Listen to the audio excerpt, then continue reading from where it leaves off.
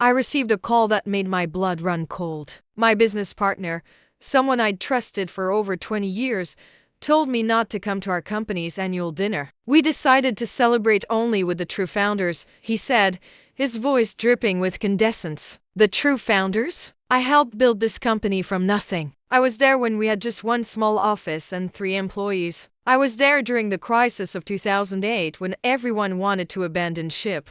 But apparently, my years of sacrifice and dedication meant nothing anymore. They wanted to erase me, pretend I never existed, celebrate without the woman who gave everything to make this company what it is today. As I hung up the phone, my hands were shaking. Part of me wanted to cry, part of me wanted to scream, but there was something they didn't know, something I'd kept quiet about for all these years. A little detail about the company's founding that was about to change everything. That annual dinner was going to happen, yes, but not the way they imagined. Not even close. If you want to know how I turned their betrayal into the biggest lesson of their lives, keep watching. Because what happened next, none of them saw coming. The call came on a Tuesday afternoon. I was reviewing quarterly reports in my office when my phone rang. It was Marcus, my business partner for the past 23 years. We'd built this manufacturing company together, side by side, turning a small metalworks shop into a multi-million-dollar enterprise with over 200 employees. We need to talk about the annual dinner, he said, his tone oddly formal. Of course. I've already confirmed with the event coordinator. Everything's set for next Saturday, I replied, not sensing what was coming. There was a pause, an uncomfortable silence that stretched too long. Actually, that's what I'm calling about. We've decided it would be best if you didn't attend this year. I felt the floor shift beneath me. Excuse me? The board has decided that this year's celebration should focus on the true founders of the company, the ones who were here from the very beginning. We think it's time to honor the real vision behind our success. My heart pounded so hard I thought it might break through my chest. Marcus, I was here from the very beginning. We started this together in that garage workshop. Remember? Well, that's not exactly how everyone remembers it. Look, this isn't personal. It's just that some of us have been carrying more weight than others, and we want this year's event to reflect that reality. The condescension in his voice was unmistakable. After more than 2 decades of partnership, he was dismissing me like I was some minor employee who'd wandered in yesterday. Who is we? I asked, trying to keep my voice steady. The executive board. Daniel, Robert, Stephen, and myself. We all agreed this would be for the best. Daniel was Marcus's son, who'd joined the company 5 years ago. Robert was Marcus's brother-in-law, brought in 8 years back. Stephen was a nephew who'd been given a director position 3 years ago despite having no real qualifications. They were all family, his family. So you're telling me I'm not welcome at my own company's annual celebration? It's not your company, it's our company. And frankly, some of us feel you've been taking credit for work you didn't really do. This dinner is about honoring the people who actually built this empire. If you're enjoying this story, don't forget to subscribe to the channel, give it a thumbs up, and comment what you would do in this situation. I felt tears burning behind my eyes, but I refused to let them fall. Not yet. Not while he could hear. I see, I said quietly. Thank you for letting me know. I'm glad you understand. This is really what's best for everyone. I hung up without another word. My hands were shaking so badly I had to set the phone down on my desk. 23 years. 23 years of 16-hour days, of sacrificing weekends and holidays, of missing my daughter's school plays and my mother's final months because the company always needed something. And this was how it ended. But Marcus didn't know everything. There was something I'd never told him. Something I'd kept private all these years because I trusted him, because I thought we were true partners. That trust had just died, and with it, my reason for keeping quiet. I opened the bottom drawer of my desk, the one I always kept locked. Inside was a folder I hadn't looked at in over 20 years. My hands were steadier now as I pulled it out and opened it. The founding documents of the company, the original incorporation papers, the initial investment records. And there it was, in black and white, the thing that would change everything. The next morning I called my attorney, Patricia. We'd known each other for 30 years, and I trusted her completely. I need you to review some documents, I told her. And I need you to prepare something for me. Something that will be ready by Saturday night. What's going on? She asked, concern evident in her voice. I explained everything. The phone call, the dismissal, the years of partnership now crumbling. As I spoke, I could hear her sharp intake of breath. "Do you have the original incorporation documents?" she asked. "Right here in front of me. Bring them to my office. Today, we have work to do." The next few days passed in a blur. I went to the office as usual, maintaining my routine. Marcus barely looked at me. Daniel smirked whenever we passed in the hallway. Robert made a point of holding important meetings without inviting me. Stephen actually had the audacity to ask me to prepare reports for him, speaking to me like I was his assistant. "Make sure these are ready by Friday," he said, dropping a stack of files on my desk. "The real leadership needs accurate data for our strategic planning." The real leadership. I felt my face burning with shame and anger, but I simply nodded and smiled. "Of course, I'll have them ready." He walked away without a thank you, without even basic courtesy. This boy who'd been given a director title he hadn't earned, who'd contributed nothing of value to the company, treating me like I was beneath him. Leave me in the comments. Have you been through something similar? Friday afternoon, Patricia called me. "Everything's ready. Are you sure you want to do this?" "Absolutely certain." "Then I'll see you tomorrow night. This is going to be memorable." Saturday evening arrived. The annual dinner was being held at the city's most prestigious hotel in their grand ballroom. It was always an extravagant affair, with all our employees, major clients, suppliers, and business partners in attendance. Over 300 people. I dressed carefully that night. An elegant navy suit, my mother's pearl necklace, my hair styled perfectly. I looked professional, composed, dignified. Nothing like the broken woman Marcus probably expected. When I arrived at the hotel, the lobby was already filled with guests. I saw several employees' eyes widen when they spotted me. Word had clearly spread that I wasn't supposed to be there. I walked straight to the ballroom entrance. Daniel was standing there with a clipboard, checking names. His face went pale when he saw me. "You're not on the list." "I know. Let me through anyway. My father said you weren't invited." "You need to leave." People were starting to stare. I could feel their eyes on us, whispers spreading through the crowd. "Daniel, I suggest you step aside." "Or what? You'll cause a scene? You're embarrassing yourself. Everyone knows you don't belong here anymore." My blood boiled with indignation, but I kept my voice calm and steady. "Let me through, or I'll make sure everyone here learns exactly who built this company." Something in my tone must have unsettled him because he hesitated. In that moment, I simply walked past him into the ballroom. The room was magnificent. Crystal chandeliers, elegant table settings, a stage at the front with a podium and large screen. I'd helped plan every detail of these dinners for over 20 years. This venue, this layout, even the menu had all been my suggestions. Marcus spotted me immediately. His face flushed red with anger as he strode across the room toward me. "What are you doing here?"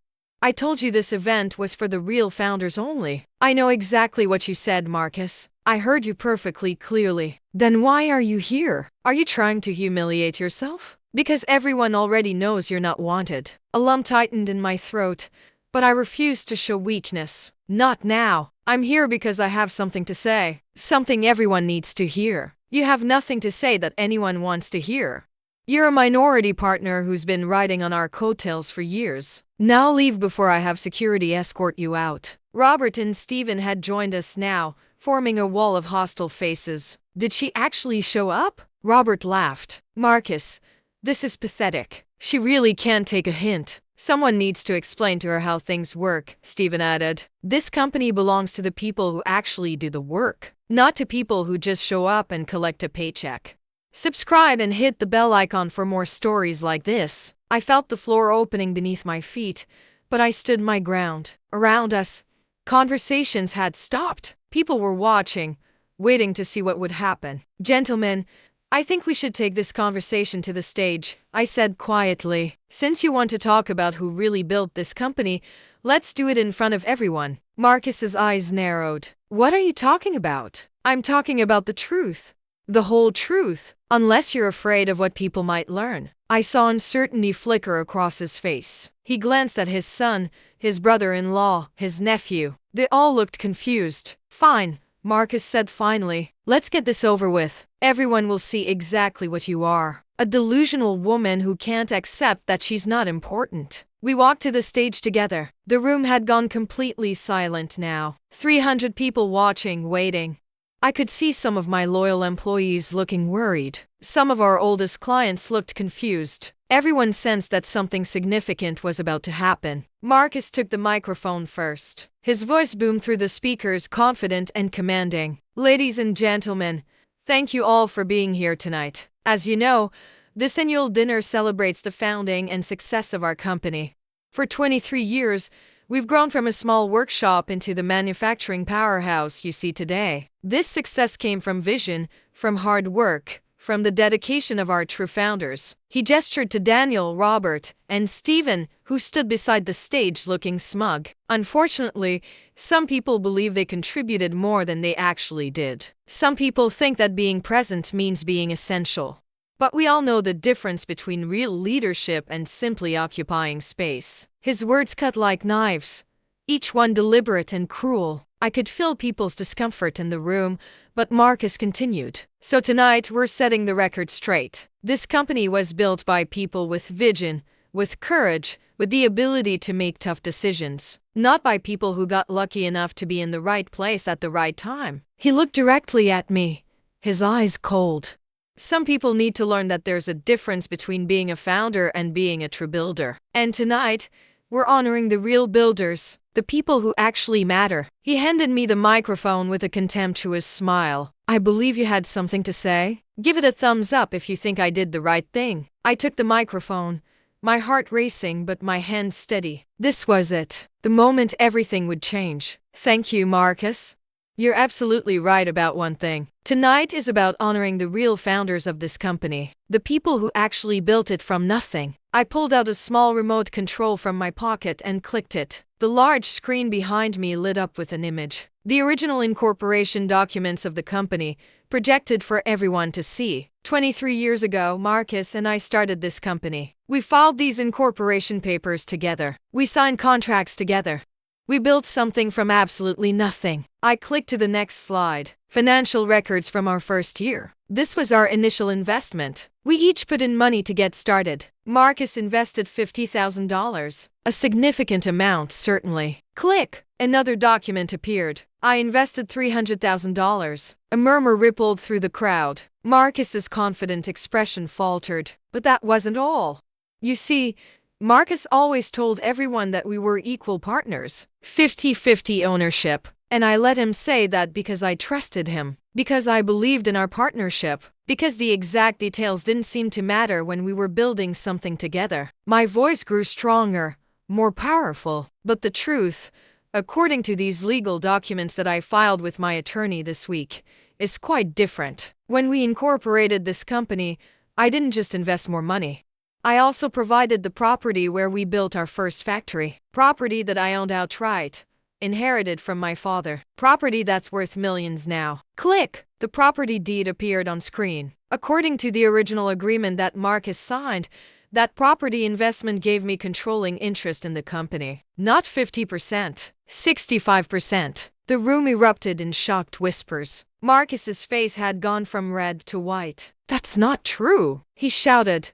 Those documents are fake. They're not fake, Marcus. They're filed with the state. They're legally binding. And they've been sitting in that file all along. You just never bothered to check because you assumed I was too trusting, too naive, too weak to ever challenge you. Patricia appeared from the crowd, climbing the stairs to the stage. She carried a leather folder. For those who doubt, I continued, this is my attorney, Patricia Morrison. She's verified every document.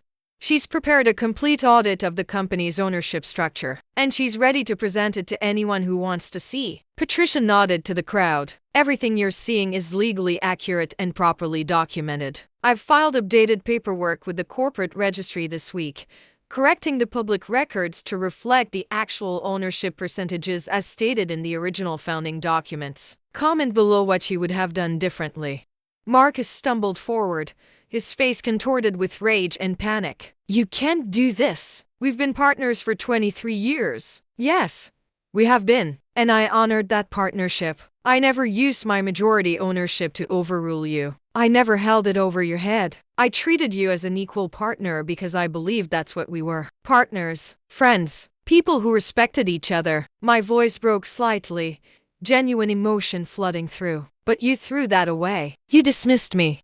You humiliated me. You told me I wasn't a true founder, that I didn't belong at my own company's celebration. You brought in your family members and gave them positions they didn't earn, and then you all treated me like I was worthless. I turned to face Daniel, Robert, and Stephen directly. Daniel, you've been here 5 years. You were given a VP position not because of your skills, but because you're Marcus's son. Robert, you were made a director despite having no manufacturing experience whatsoever. Stephen, you're barely qualified to manage a department, yet you're somehow on the executive board. And all 3 of you treated me with contempt. All 3 of you acted like I was beneath you. My hands trembled with contained rage, but I wasn't finished. You all forgot something important. You forgot that respect isn't about titles or family connections. It's about what you've actually built, what you've actually earned. And none of you have earned anything. You were given everything. I turned back to Marcus. You want to celebrate the true founders? Fine. Let's be accurate about who that is. I am the majority owner of this company. I am the one who invested the most money. I am the one who provided the property that made our expansion possible. I am the one who worked 16-hour days while you took long lunches with clients. I am the one who was here during the crisis when you wanted to sell everything and give up. Tears welled up in my eyes, but I held them back. Not tears of sadness anymore. Tears of vindication. I let you take credit for things I did because I thought we were a team. I let you be the face of the company at industry events because you enjoyed the spotlight and I didn't care about recognition. I let you bring in your family members because I believed in loyalty and supporting the people we love. But I will not let you erase me. I will not let you pretend I don't matter. I will not let you dishonor everything I've built. The silence in the room was absolute. 300 people stood frozen, witnessing something they'd never forget. So here's what's going to happen, I continued, my voice now cold and tender. Novamente pod continuar como rotiro commanding. Effective immediately, I'm exercising my rights as majority shareholder. There's going to be an emergency board meeting on Monday morning, and we're going to restructure this entire company. Marcus found his voice, though it came out as a strangled whisper. You can't do this. I absolutely can. And I have the legal authority to do it. Patricia has already prepared all the necessary documentation. Patricia stepped forward, opening her leather folder. As majority shareholder, she has the right to call emergency board meetings, to vote on executive positions, and to restructure the company leadership. Everything we're doing is completely legal and proper. I clicked to the next slide. An organizational chart appeared on the screen. This is the current structure. Marcus as CEO, with his family members occupying key executive positions despite their lack of qualifications. Positions that should have gone to people who actually earned them through years of dedication and hard work. I could see several long-time employees in the crowd nodding. People who'd been passed over for promotions so that Marcus could give positions to his relatives. And this, I clicked again, is the new structure, effective after Monday's board meeting. The new chart showed a complete reorganization. Marcus was no longer CEO. Instead, he was listed as senior advisor with no executive authority. Daniel, Robert, and Stephen were completely removed from the executive board. You're firing us? Daniel shouted from beside the stage. You can't fire family. I'm not firing anyone, I replied calmly. I'm restructuring the company to reflect actual competence and contribution. Marcus will remain as senior advisor, which is a position that actually matches his current level of involvement. He'll have a generous salary and benefits, but he will no longer make executive decisions. Would you do the same in my place? I turned to address the 3 family members directly. Daniel, Robert, Stephen, you will all be offered positions appropriate to your actual skills and experience. Entry-level positions with the opportunity to work your way up, just like everyone else in this company has had to do. If you're as talented as you claim to be, you'll have no problem proving yourselves. Robert's face was purple with rage. This is ridiculous. Marcus built this company. Everyone knows that. Everyone knows what Marcus told them, I corrected. But the legal documents tell a different story. And in business, documents matter more than stories. I clicked to another slide. This one showed a list of names. Employees who'd been with the company for 10, 15, even 20 years. People who'd been loyal and hardworking but never recognized. These are the people who will be promoted to executive positions. People who've actually earned their place through years of dedication. Sarah Martinez, who started as a floor supervisor and revolutionized our production process. James Chen, who built our quality control system from scratch. Linda Washington, who's managed our finances brilliantly for 18 years but was never given a proper title because she wasn't family. I saw Sarah in the crowd, her hand over her mouth in shock. James looked like he might cry. Linda's eyes were wide with disbelief. These are the true builders of this company, not people who were handed positions because of their last name. People who earned every step of their careers through actual work, actual contribution, actual value. Marcus had slumped into a chair at the edge of the stage. The confident, dismissive man from earlier had completely disappeared. In his place was someone who looked old and defeated. Marcus, you could have had my loyalty forever, I said, my voice softer now but no less firm. All you had to do was treat me with basic respect. All you had to do was remember that we built this together. But you got greedy. You wanted to erase me from the story. You wanted to pretend I never mattered. And that was your biggest mistake. A cold fury settled over me as I looked at him. Because I do matter. I've always mattered. And now everyone knows it. I turned back to the crowd. The 300 people who'd witnessed everything. I apologize for the disruption to tonight's celebration. This wasn't how I wanted things to go. But sometimes the truth needs to be spoken, no matter how uncomfortable it makes people. I paused, collecting my thoughts. This company was built on hard work, innovation, and dedication. It was built by people who showed up every day and gave their best. It was built by people who sacrificed and struggled and never gave up.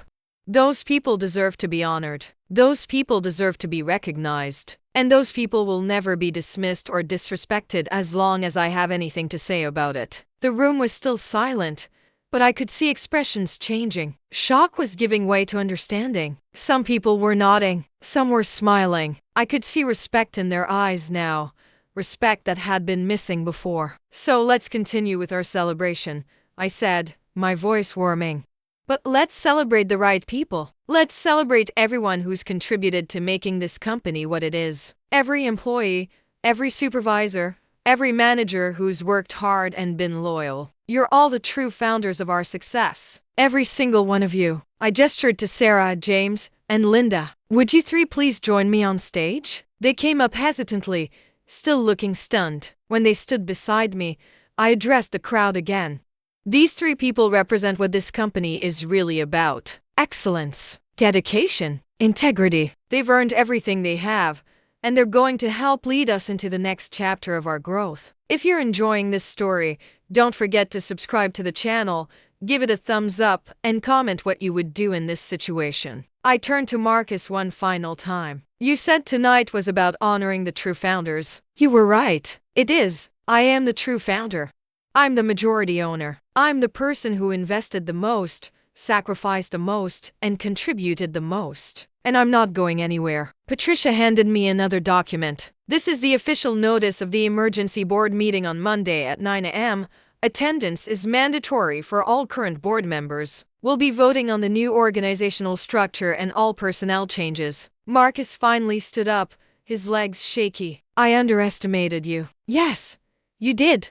For 23 years, you underestimated me. You thought I was weak because I was kind. You thought I was naive because I was trusting. You thought I was unimportant because I didn't demand recognition. You were wrong about all of it. My blood boiled with indignation remembering everything he'd said, everything he'd done. You told me I wasn't welcome at this dinner. You said it was for the real founders only. Well, here I am, the real founder, the person who made all of this possible. And I'm not just welcome here, I own here. Daniel suddenly rushed toward the stage. This is theft. You're stealing our family's company. I looked at him calmly. It was never your family's company, Daniel. It was always mine. Your father just borrowed the authority I gave him, and he abused it. That ends now. Security guards appeared, moving to intercept Daniel. I'd made sure to alert them earlier about potential disruptions. Escort, Mr. Marcus Jr. off the premises, please, I said quietly. He's no longer welcome at this event. As they led Daniel away, still shouting protests, I felt a strange mixture of emotions. Satisfaction, certainly. Vindication. But also sadness. This could have all been avoided. Marcus and I could have continued as true partners. But he'd made his choice, and now he had to live with the consequences. Stephen and Robert had already slipped out of the ballroom, unwilling to face further humiliation. Marcus remained on stage, looking at me with an expression I couldn't quite read. "I'm sorry," he said finally. "I'm sorry for how I treated you. I'm sorry for taking you for granted. I'm sorry for everything." I studied his face, looking for sincerity. I saw regret there, genuine regret. But I also saw fear. Fear of losing everything he'd built his identity around. "I believe you're sorry, Marcus. Sorry that you got caught. Sorry that your plan didn't work. But are you sorry for how you made me feel? Are you sorry for the years of dismissing my contributions? Are you sorry for bringing in your family members and watching them treat me with contempt? I don't think you are. I think you're just sorry that you lost. How would you act in this situation?" He opened his mouth to respond, then closed it again. What could he say? We both knew I was right. "You'll still have a place in this company," I continued. "I'm not throwing you out completely, despite having every right to do so. You'll be a senior advisor with a comfortable salary. You can come to the office, attend meetings, provide input, but you will not make decisions anymore. You will not have authority over other people, and you will never, ever treat anyone the way you treated me again. And if I refuse," he asked quietly, "then you'll be removed entirely from the company, with only the minimum compensation required by the founding documents. Your choice." He stood there for a long moment, the weight of his defeat visible in every line of his body. Finally, he nodded. "I'll accept the senior advisor position." "Good. Now please leave the stage. I have a celebration to host." As Marcus walked away, his shoulders slumped, I turned back to the audience. The energy in the room had shifted completely. Where there had been confusion and tension before, now there was anticipation. People were ready to celebrate, but they were looking to me for direction. "Ladies and gentlemen," I said, my voice ringing out clearly, "we've had quite an evening so far. We've learned some truths that needed to be spoken. We've seen some changes that needed to happen. But most importantly, we've reaffirmed what this company is really about." I gestured around the room. "Every person in this room contributes to our success. From our newest entry-level employee to our most senior managers, you all matter. You all have value. And you all deserve to be treated with dignity and respect." People were starting to smile now, starting to relax. "So let's eat this excellent dinner that our events team prepared. Let's toast to our success, to our future, and to the real values that make a company great: hard work, integrity, and mutual respect. Let's celebrate the right way, honoring the right people." The room erupted in applause. Not polite, obligatory applause, but genuine, enthusiastic cheering. People were standing, clapping, some even whistling. Sarah, James, and Linda were crying beside me, overwhelmed with emotion. I felt tears finally sliding down my cheeks, but these were different tears. Tears of relief, tears of vindication, tears of joy. The dinner proceeded, but everything had changed. People approached me throughout the evening, shaking my hand, congratulating me, thanking me. Longtime employees told me they'd always known I was essential to the company's success. Clients said they were relieved to see strong, honest leadership. Suppliers praised my integrity. But the most meaningful moment came when Linda Washington pulled me aside during dessert. "I've worked here for 18 years, she said, her voice thick with emotion. 18 years, and I always felt invisible. Like my work didn't really matter to the people at the top. Like I could be replaced at any moment. Tonight, you made me feel seen. You made me feel valued. You changed my life." I hugged her tightly, understanding exactly how she felt. "You were always valuable, Linda. Always essential. I'm just sorry it took so long for that to be properly recognized." Leave me in the comments. Have you been through something similar? As the evening wound down and guests began to leave, I stood near the entrance, thanking people for coming. Sarah, James, and Linda stood with me, our new executive team already forming a united front. Patricia joined us, a satisfied smile on her face. That was quite the performance. How do you feel? Exhausted, I admitted. But good. Really good. You should. You handled that perfectly. Firm but fair. Strong but not cruel. You showed real leadership tonight. I thought about that word. Leadership. For 23 years, I'd let Marcus be seen as the leader while I worked quietly in the background. I told myself it didn't matter, that the work itself was what counted. But tonight I'd learned something important. Sometimes you have to stand up and claim your rightful place. Not out of ego or pride, but out of necessity. Because if you don't value yourself, no one else will either. The next few weeks were intense. The emergency board meeting on Monday went exactly as planned. With my majority ownership, every vote went my way. The new organizational structure was approved. Sarah, James, and Linda were officially promoted to their executive positions. Marcus was moved to senior advisor. Daniel, Robert, and Stephen were offered entry-level positions, which they all refused. They left the company entirely, bitter and resentful. Some people quit in solidarity with Marcus, mostly people who'd benefited from his nepotistic policies. But most employees stayed, and morale actually improved. People worked harder, knowing that merit would now be rewarded instead of family connections. The company thrived under the new leadership. Sarah's innovations increased production efficiency by 30%. James implemented quality control measures that reduced defects to almost zero. Linda restructured our finances, uncovering some questionable expenses that Marcus had approved for his family members over the years. I moved into the CEO office, something that felt both strange and right. This was my company. It always had been. It was time I acted like it. Marcus came to the office regularly as senior advisor, but our relationship remained professional and distant. He contributed ideas occasionally, some of which were valuable, but he no longer tried to control everything. The fire had gone out of him. Sometimes I felt sorry for him. He'd built his entire identity around being the powerful CEO, and losing that had left him adrift. But then I remembered his words on the phone. We decided to celebrate only with the true founders. I remembered the contempt in his voice, the dismissive way he'd treated me, and my sympathy evaporated. He'd made his choices. Now he lived with them. Do you think I overreacted? 6 months after that fateful dinner, I sat in my office reviewing our quarterly results. We'd had our best quarter ever. Revenue was up 40%. Client satisfaction scores were at an all-time high. Employee retention had improved dramatically. The company was flourishing under honest, merit-based leadership. Sarah knocked on my door, poking her head in. Got a minute? Of course. Come in. She sat down, looking nervous. I just wanted to say thank you again. For everything. For believing in me. For giving me this opportunity.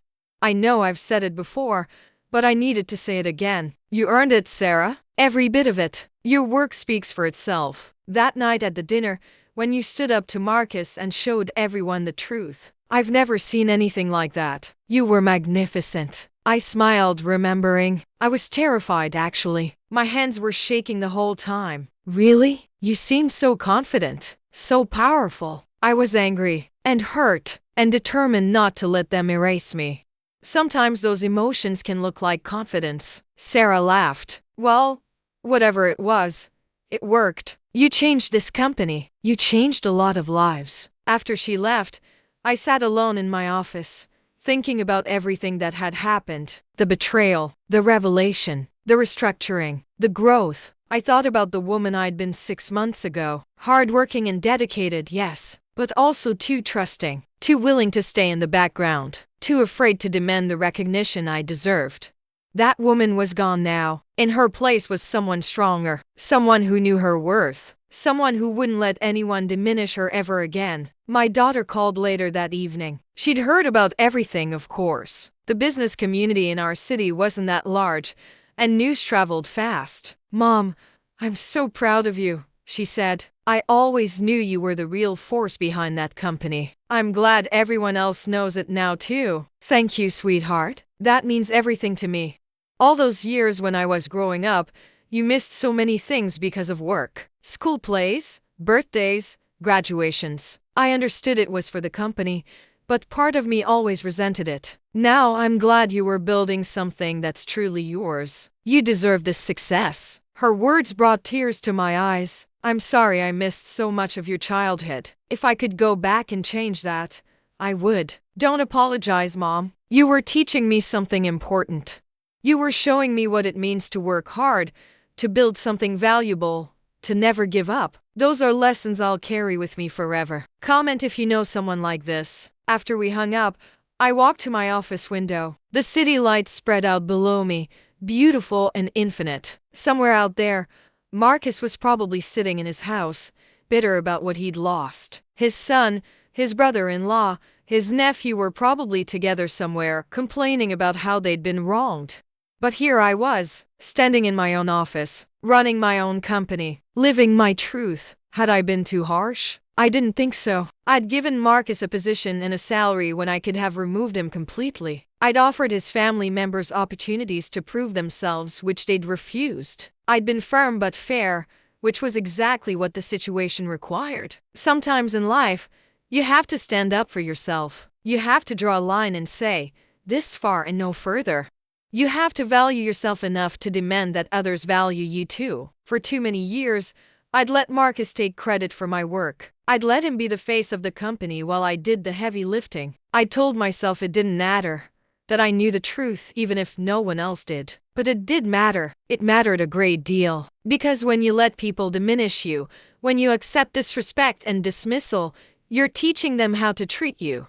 You're telling them that your contributions don't matter, that your feelings don't matter, that you don't matter. I would never make that mistake again. The company continued to grow over the following years. We expanded into new markets. We opened additional facilities. We became an industry leader not just in production but in workplace culture. Other companies started studying our merit-based promotion system, our emphasis on actual contribution over family connections or office politics.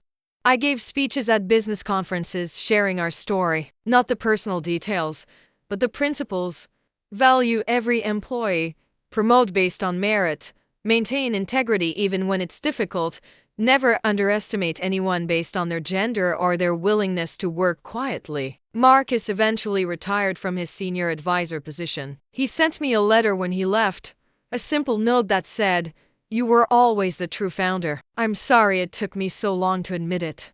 Thank you for letting me be part of something great, even when I didn't deserve it." I kept that letter in my desk drawer, not as a trophy, but as a reminder that even people who wrong us are still human, that redemption is possible, that grace, when appropriate, is a form of strength, not weakness. But I never forgot the lesson either. Never let anyone diminish you. Never accept disrespect. Never allow others to erase your contributions or minimize your worth. Know your value.